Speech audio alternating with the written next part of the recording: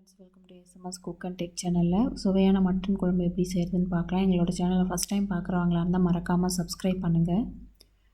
நான் இதுக்கு 750 gram mutton எடுத்து வாஷ் பண்ணி குக்கரில் சேர்த்துருக்கேன். அரை ஸ்பூன் மஞ்சத்தூள், அரை ஸ்பூன் ஜீரகத்தூள், அரை ஸ்பூன் மிளகுத்தூள், ஒரு ஸ்பூன் இஞ்சி பூண்டு விழுது, தேவைக்கேற்ப உப்பு சேர்த்து மூழ்கிற அளவுக்கு தண்ணி ஊற்றிக்கலாம்.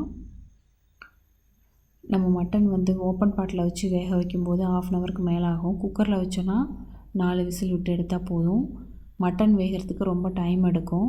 குழம்பு நம்ம மட்டன் ஃபஸ்ட்டு வேக வச்சு எடுத்துட்டோன்னா குழம்பு வைக்கிறது 10 to 15 மினிட்ஸ்லேயே முடிஞ்சிடும். இப்போ ஒரு சின்ன தக்காளி, 3 சின்ன வெங்காயம் கட் பண்ணி சேர்த்துருக்கேன். இது நல்லா மிக்ஸ் பண்ணிக்கலாம். இப்போ மூடி போட்டு விசில் போட்டு கரெக்டாக 4 விசில் விட்டு எடுத்துக்கிட்டால் போதும்.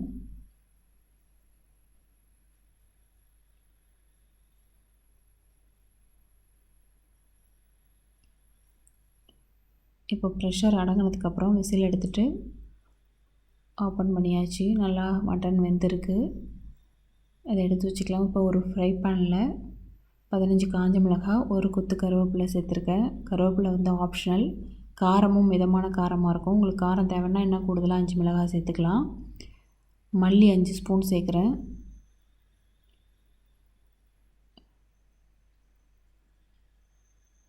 ரெண்டு ஸ்பூன் சோம்பு,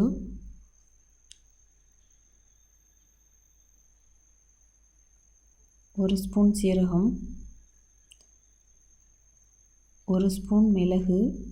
மசாலா இந்த மாதிரி அரைச்சி போடும்போது டேஸ்டியாக இருக்கும். ஒரு ஸ்பூன் கடலைப்பருப்பு. இதெல்லாம் லேசாக சூடுபடுற அளவுக்கு வறுத்தா போதும். ரொம்ப டீப்பாக வறுத்தோன்னா குழம்பு கசக்கும்.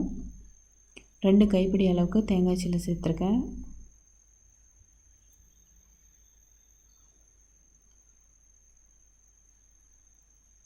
அவ்வளோதான், வறுப்பட்டாச்சு. இப்போ மீடியம் ஃப்ளேம்லேயே வச்சு இதை வறுத்து எடுத்துக்கணும். இதை இப்போ ஆற வச்சு மிக்சியில் அரைச்சி வச்சுக்கலாம். இப்போ சட்டியில் 50 ml எண்ணெய் விட்டுருக்கேன். தாளிப்புக்கு சோம்பு சேர்க்குறேன்.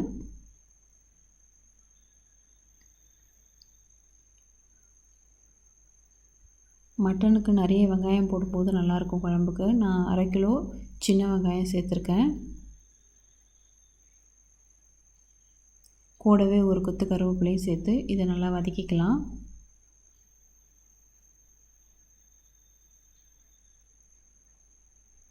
ஒரு ஸ்பூன் இஞ்சி பூண்டு விழுது சேர்த்துக்கிறேன். வெங்காயம் பாதி வதங்கினதுக்கப்புறம் இஞ்சி பூண்டு சேர்த்துக்கலாம்.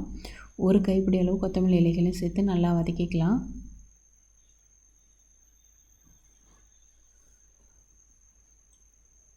இப்போது 2 சின்ன தக்காளி கட் பண்ணி வச்சுருந்தா அதையும் சேர்த்து நல்லா வதக்கிக்கலாம்.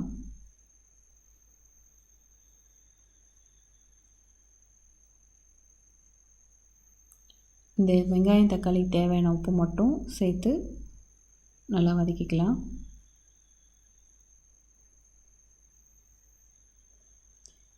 இந்த வெங்காயம் தக்காளி வதங்குற இந்த டைமிங்கில் மசாலா அரைச்சி எடுத்துக்கலாம். நான் ஒரு உருளைக்கிழங்கு கட் பண்ணி சேர்த்துருக்கேன். மட்டன் குழம்புக்கு உருளைக்கிழங்கு முருங்கைக்காய் போட்டு வைக்கும்போது இன்னும் குழம்பு டேஸ்டியாக இருக்கும். கூடுதலாக இந்த மாதிரி சின்ன குழந்தைங்களுக்கு கொடுக்கும்போது நம்ம உருளைக்கிழங்கு சேர்த்து கொடுக்கலாம். இப்போ அரைச்ச மசாலாவும் சேர்த்து சிம்மிலேயே வச்சுட்டு மிக்ஸ் பண்ணிக்கலாம். நான் கரம் மசாலா ஒரு ஸ்பூன் சேர்த்துருக்கேன். மட்டன் மசாலா, கரம் மசாலா எது இருந்தாலும் ஒரு ஸ்பூன் சேர்த்துக்கிட்டால் குழம்பு நல்லா தான் இருக்கும், டேஸ்டியாக இருக்கும். அடி பிடிக்கிற மாதிரி இருந்தால் கொஞ்சமாக தண்ணி ஊற்றி நம்ம மிக்ஸ் பண்ணிக்கலாம். அதுமாதிரி சட்டியில் குழம்பு வைக்கும்போது நமக்கு டேஸ்டியாகவும் இருக்கும். நம்மளுக்கு சத்துக்களும் 90% அப்படியே கிடைக்கும்.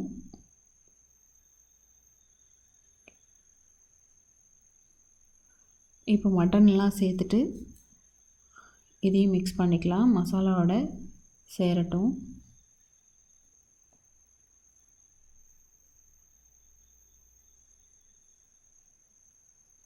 இப்போ மட்டன் வேக வச்சு தண்ணியும் சேர்த்துக்கிறேன். கூடுதலாக நமக்கு எந்த அளவுக்கு தண்ணி குழம்பு தேவையோ அந்தளவுக்கு தண்ணி சேர்த்துக்கலாம்.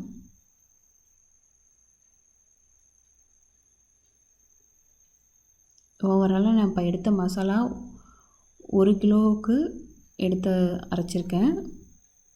ஏன்னா கூடுதலாக நான் உருளைக்கிழங்கும் சேர்த்துருக்கேன். ஓவராலாக 1 kg வரும். 750 கிராம் மட்டன், அப்புறம் உருளைக்கிழங்கு எல்லாம் சேர்த்து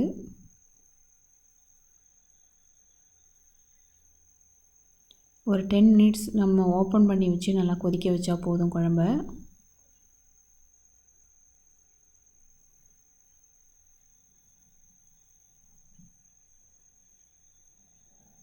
இப்போ சுவையான மட்டன் குழம்பு ரெடி. இந்த வீடியோ பிடிச்சிருந்தால் மறக்காமல் சப்ஸ்கிரைப் பண்ணுங்கள், கமெண்ட் பண்ணுங்கள், லைக் பண்ணுங்கள், உங்கள் ஃப்ரெண்ட்ஸுக்கு ஷேர் பண்ணுங்கள். நன்றி, வணக்கம்.